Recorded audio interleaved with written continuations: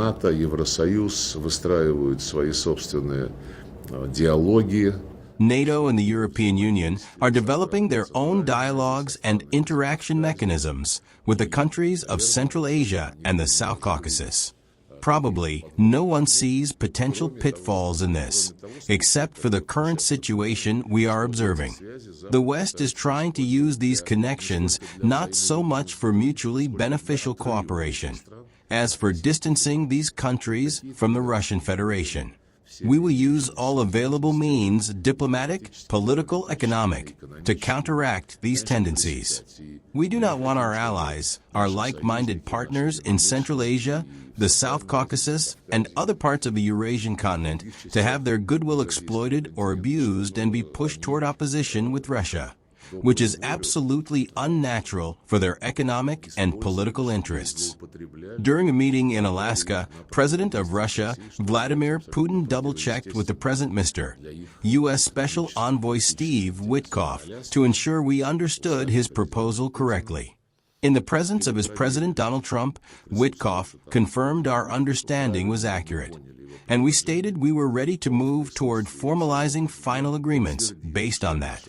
Broadly speaking, we are still waiting for confirmation from the United States on the proposals they forwarded to us, which we took as a basis.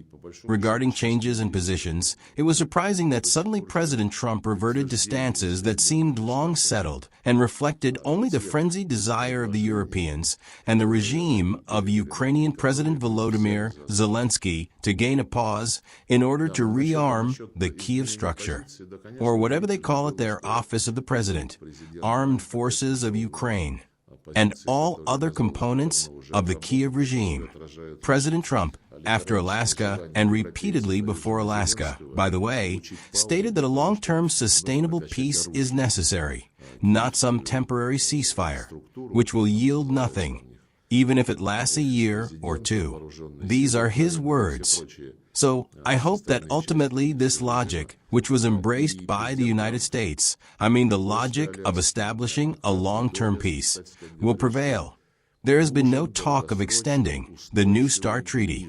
The discussion revolves around the fact that when we ceased our participation in this agreement, as a gesture of goodwill, President Putin decided that until the agreement's expiration in February 2026, we would adhere to the quantitative limitations on those categories of strategic weapons that fall under the New START Treaty. With the expiration date of this treaty in February 2026 approaching, and no other options to preserve any constraints in the realm of strategic stability being evident, the President proposed extending our voluntary compliance with these quantitative measures, with the understanding that the United States would take a similar step. I hope we will obtain a positive response from the United States to the proposal for them to also unilaterally adhere to the quantitative measures outlined in the New START Treaty. President Trump has positively remarked on President Putin's initiatives several times. We anticipate these positive remarks will materialize into some official announcement. Have there been any responses through diplomatic channels to Russia's test of the Burevestnik nuclear-powered cruise missile? Through diplomatic channels, I haven't heard any responses. Everyone is relatively quiet.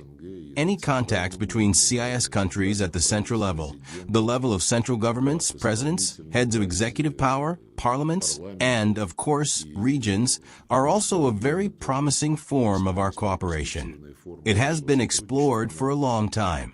There are special regional forums within the mechanisms of our relations with many CIS countries, Kazakhstan, Uzbekistan, Belarus, and many others.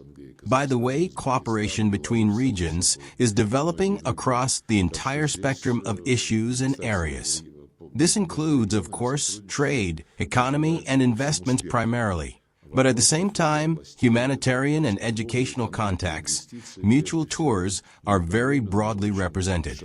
As far as I can tell, there are no doubts that this is a very promising direction. It's a foundation, the basis of connections between regions. It is, as they say, what comes from the grassroots. We encourage this in every possible way. от земли, и мы это всячески поощряем.